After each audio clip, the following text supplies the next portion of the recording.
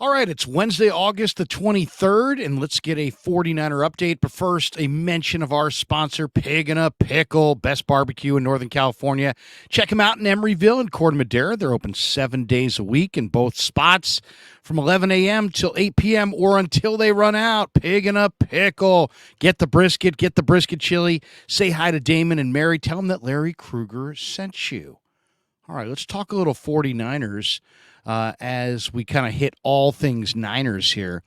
A bunch of stories bubbling and a bunch of things I want to hit on here. First of all, the 49ers, if you look at their offense, they last year scored 3 touchdowns off screenplays. That tied Kansas City for the most in the NFL this season. That was an ESPN note that was out this week. And we're seeing a lot of screenplays in practice. So get ready for screens to Christian McCaffrey, screens to J.P. Mason, maybe screens to Ty Davis-Price, screens to Deebo Samuel, to Brandon Ayuk, to Kyle Juszczyk.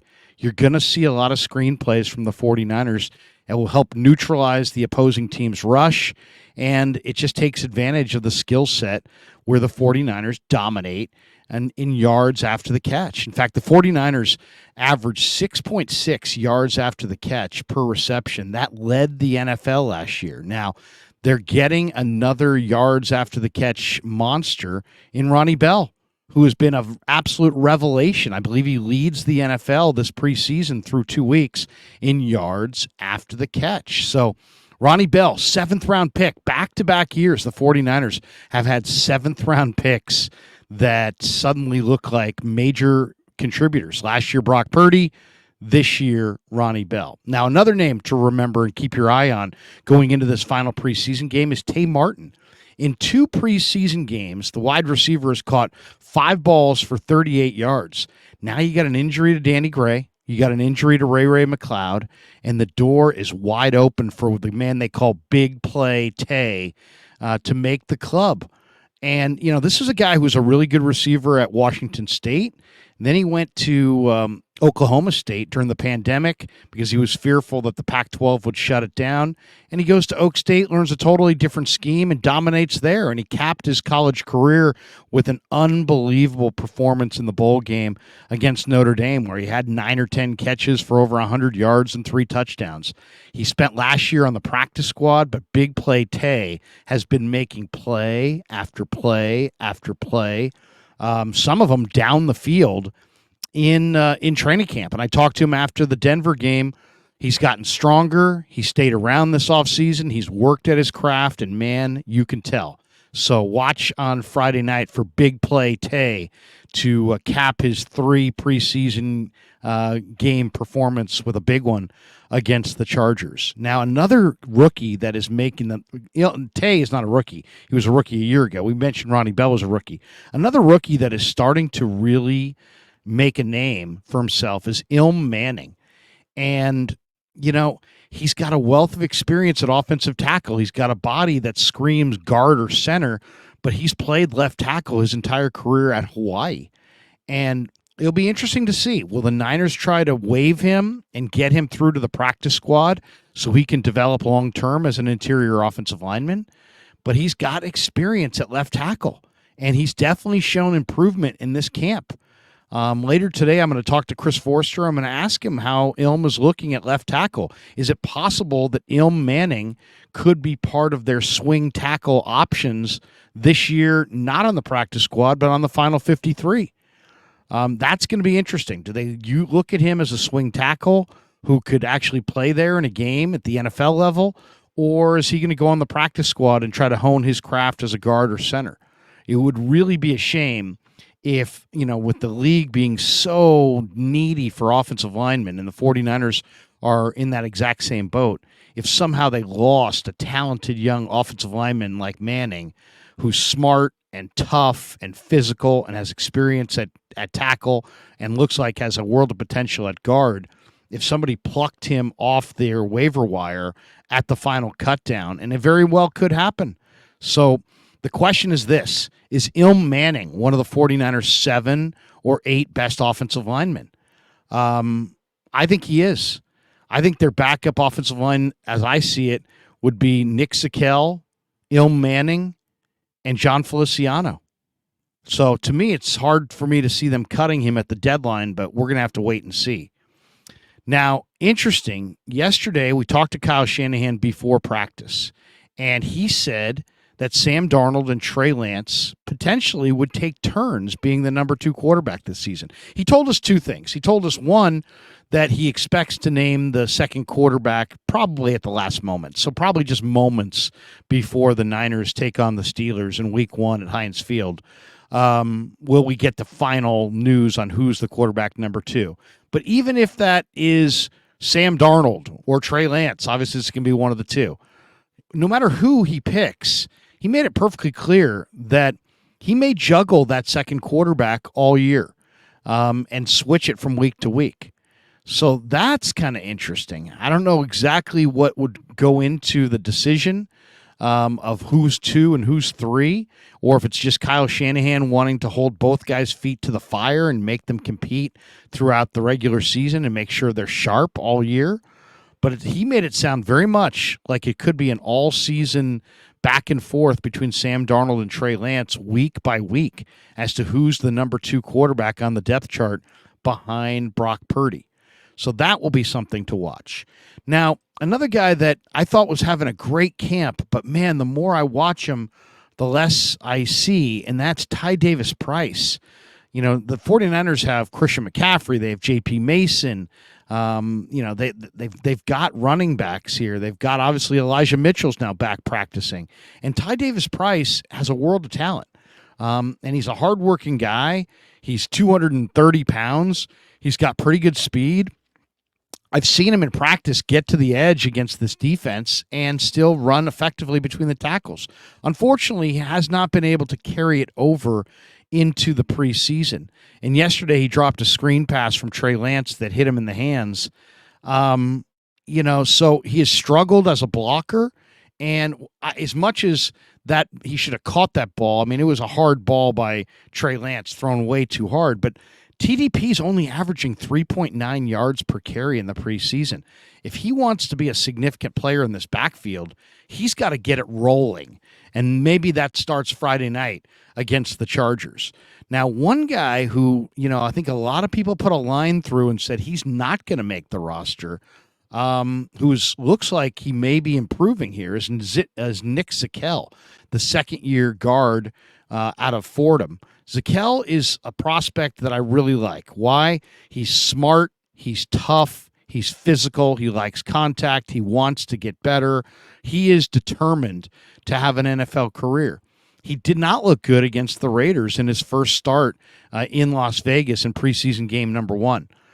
But interestingly enough, when Aaron Banks was forced to leave practice, it was Nick Zakelj that stepped in at left guard instead of John Feliciano. And it was Zakelj who did a nice job of protecting Brock Purdy and opening holes in the run game. He could be in line for a 53-man roster spot, and I'm going to ask Chris Forster about him today down in Santa Clara. If Aaron Banks couldn't go and the Steelers-Niners game was tomorrow, is it John Feliciano at left guard or is it Nick Zakelj?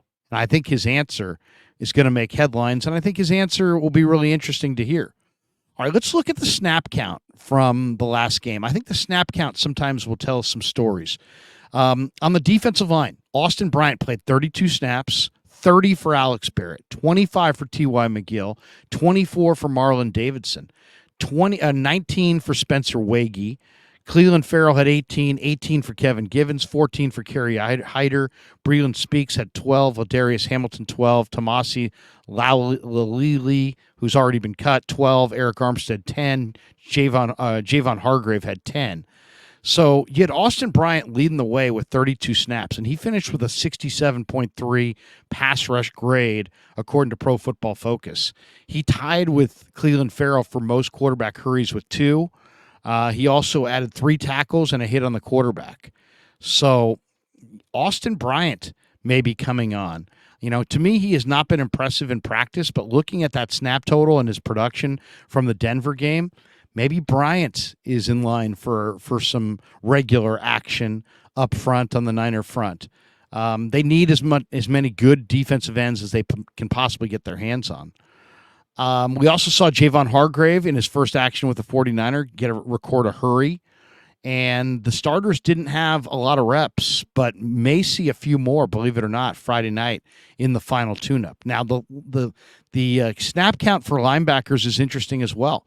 Jalen Graham played 33, Curtis Robinson 30, Demetrius Flanagan-Fowles 23, Marcelino McCrary-Ball 22, 14 for D. Winters, 12 for Fred Warner, and Kaya Tizino had 8.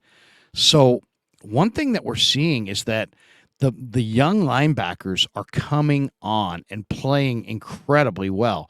Jalen Graham has been all over the field. He's been playing the Mike linebacker. I would say he might be the most impressive rookie the 49ers have. But D. Winters has been really strong in the preseason. He had a 93.0 defensive grade. McCrary Ball also had an 84.2 grade. Looking at this 49er linebacking group, I got to think that, man, the linebackers the 49ers don't keep, maybe Oren Burks, maybe Demetrius Flanagan-Fowles, maybe Curtis Robinson, could be of a lot of interest to other teams around the league next weekend at the cutdown, because there's just, the cutdown's the 29th. There's a lot of teams that don't have good linebackers, and the 49ers almost have 2 sets of linebackers. Now let's look at the snap count in the secondary. 33 reps last week, or 33 plays for Taylor Hawkins. Hawkins has played great. Jair Brown played well, saved a touchdown at the end of the first half. 33 snaps for him. Ambry Thomas, 33. 33 for Womack. 26 for Miles Hartsfield. 26 for Deshaun Jameson. 18 for Isaiah Oliver. 14 for Trey Swilling. 14 for Quantrez Knight. 12 for Huff. 12 for Mooney. 11 for A.J. Parker, and Dima Lenore had 6. So we saw a little bit of a shift in the secondary in the starters on Saturday. Lenore went inside, and Ambry Thomas started outside opposite Mooney Ward. And we saw Ambry Thomas play really well against the Raiders in week 1. I don't think he played quite as well against Denver in week 2. He gave up a 50-yard catch. He also had a penalty. But what's going on here is that Isaiah Oliver has continued to struggle with tackling. He missed a major tackle in that game. He gave up a touchdown in the Raider game. And Samuel Womack is coming on as an outside corner. And Steve Wilkes likes what he sees in Ambry Thomas and Samuel Womack. So, if those guys are playing outside and Demo can handle inside, it makes you wonder, with Isaiah Oliver having a little bit of a bigger cap figure, will he make it through the cutdown?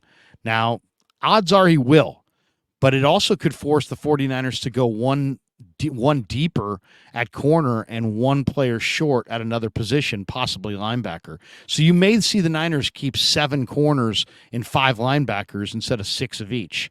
Just something to watch for as the cutdown draws closer, I should say. Interesting note from Mike Silver. I thought he was honing in on the kicking situation. He says, I'm not sure what Kyle Shanahan's breaking point is, but once the regular season begins, we could find out quickly. The Niners open at, I'll call Heinz Field. They have a new name now. Mike says it's a notoriously difficult place to kick field goals. But he goes on to say, but if and when the Niners lose a game that counts because Jake Moody misses a kick or kicks that he's supposed to make, the pressure will ratchet up immediately. This is an interesting one because, the Niners need to see as much as they can from Jake Moody as fast as they can in practice and in games. Why? Because currently they have alternate options. Zane Gonzalez has made 55 and 57-yarders in this camp. He's a veteran kicker. He's reliable. But if they feel like they're going with Moody, the odds are they're going to trade Zane Gonzalez at the cutdown for a day 3 pick. They also have Robbie Gould standing by, but Robbie Gould's phone could ring from any number of teams, and he could be off the board at any minute. So they've got to decide relatively quickly, is Jake Moody their guy? And I think we all know they badly want him to be their guy. They drafted him in the 3rd round. But can he be that guy, or is he going to miss clutch kicks and leave the 49ers saying, Zane, Robbie, get in here? Definitely something to watch. All right, the other thing that we should look for going into this final preseason game, the offensive line. Now, they allowed 3 sacks against Denver. They allowed 4 against Las Vegas. The number ones did not play at all against Vegas. So I kind of discount that a little bit. But it's not just the sacks, guys. 5 of the 9 penalties against the 49ers in the Denver game were against the offensive line. Nick Sikel had a false start and a hold.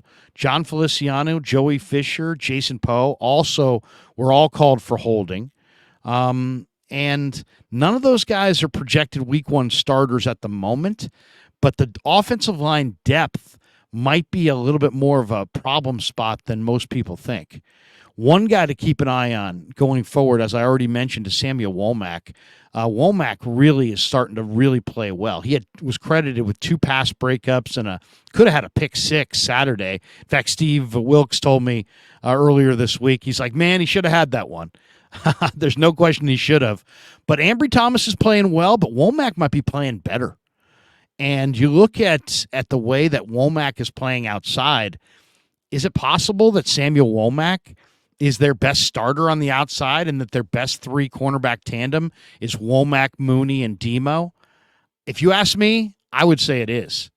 So also, one thing that I got to mention here is that Ronnie Bell is just looking spectacular. I mentioned this up front, but man, the 49ers are having a lot of success in the late rounds and after the draft under John Lynch and Adam Peters. And Ronnie Bell could be just the next late round steal. This guy is performing at a really high level. He's doing it in practice. He's doing it in the games. He looks very much like a veteran. I would say at this point he's a virtual lock after his 114-yard performance to make the final roster. But look for Ronnie Bell to not just make the roster, but to be a regular contributor to the 49er offense this year. It's amazing to say that when you think of all the weapons that they have. But Ronnie Bell's got great ball skills, run after the catch ability. He's showing that he is a refined receiver top to bottom. One other receiver to look for this weekend against the Chargers is the veteran wide receiver Anthony Miller, who was signed. He's a former second-round pick out of Baylor. He took part in his first practice yesterday. He had a nice reception on a pass from Trey Lance. This is a player that caught 134 passes for over 1,500 yards for the Bears in 3 seasons in not the most prolific offense of all time. He's only appeared in 3 games in the past 2 seasons because of a shoulder, and last season missed a lot of time with a shoulder injury. But he appears to be healthy, and if he is, that could be a really under-the-radar pickup for the 49ers. All right, let's talk a little bit about Nick Bosa, because this story is now becoming a story. The contract situation between Bosa, who's the reigning Defensive Player of the Year, and the Niners, according to my good friend Tony Pauline, is complicated, and Pauline is writing that Bosa may miss the start of the season due to this contract dispute. Pauline says sources say there's been very little communication between Bosa and the Niners. Niners are playing it cool. They're saying, hey, this is what we expected.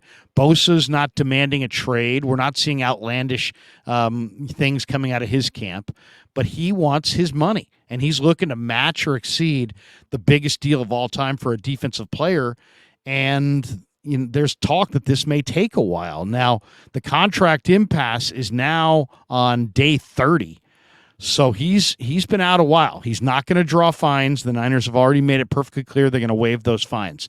Let's talk a little bit more about this, though. Bosa's entering his 5th and final year of his rookie deal. He was eligible to negotiate an extension last year, but he and the team decided to put it off until this year. And it really, when you gamble on yourself and you're Nick Bosa, things go well, because he went on last year to win the NFL Defensive Player of the Year award. He had 18.5 sacks. That led the league. He had 58 quarterback pressures. That was 3rd in the league. And he had just a monster year.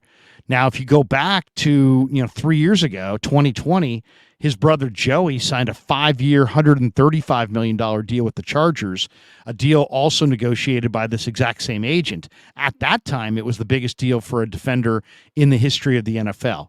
And now it's Nick's turn. He deserves the biggest deal in the history of the NFL.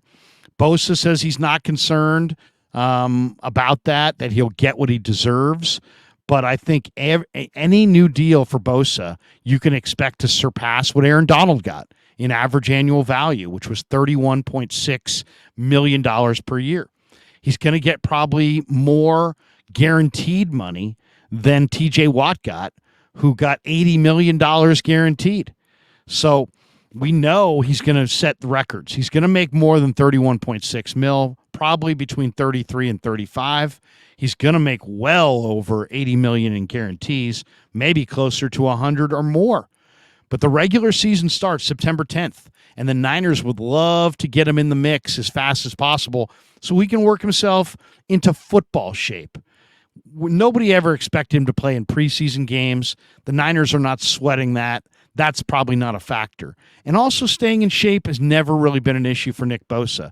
But I think everybody would feel better if Bosa had, let's just say, a handful of, physical practices under his belt before the Niners hit the field at Heinz Field for week 1. And God forbid it goes beyond week 1, because then the 49ers are really going to feel the brunt of losing Samson Ebukam, losing Charles Omenihu, and losing Jordan Willis, their quality depth at defensive end. They've replaced those guys, but not with the kinds of talents that those guys were. And don't forget that trio I just named averaged 91 snaps per game in the 49ers' 3 postseason games last year. So they need Bosa in the worst way, ASAP.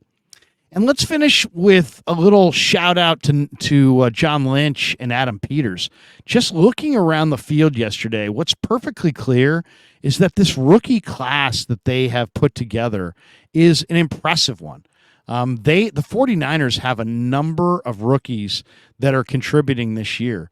And the more this thing goes on, the more it appears that their rookie class looks even better than I thought initially. Let's just go through it. Ronnie Bell looks like he may be a significant contributor. Ilm Manning may make the final roster. Cameron Latou and Braden Willis look like contributing tight ends as rookies. Jack Coletto is making nice catches in camp and definitely has talent. Probably the Niners' fullback of the future if they can figure out a way to keep him on the roster. Then if you flip the card over to the defense, Robert Beal has got crazy talent coming off the edge if he can just get healthy. Spencer Wagee could be a rotational player after spending a year this year on the practice squad. D. Winters and Jalen Graham look like the 49ers' next great linebacker duo. I mean, Willis and Bowman, Warner and Greenlaw. Someday we may be talking about Graham and Winters. That's how good those guys are. And then the Niners also have 3 young DBs in Deshaun Jameson, Darrell Luter Jr., and Jair Brown. All rookies, all look like could be stalwarts in their secondary for years to come. And don't forget Jake Moody on special teams. That's a lot of rookies and a big contribution from the rookie class. So, you look at that and you say, wow. Coletto found the end zone from 11 yards out in the first preseason game for his first reception. Cam Latou definitely had a bounce-back game against Denver. He hauled in 3 of his 4 targets for 46 yards and a touchdown. Ronnie Bell had 114 yards receiving on 7 catches. Jake Moody kicked all 3 of his field goals through the uprights, including the game winner. D. Winters and Jalen Graham each are flying all over the field and making plays at linebacker. This rookie class suddenly looks really, really good. All right, that's our 49er update. Thanks for checking out the Krug Show. Thanks to our title sponsor, Pig and a Pickle, the best barbecue in all of Northern California. Check them out in Emeryville and Corte Madera. They're open 7 days a week. And thanks to all of you guys for supporting the Krug Show on YouTube.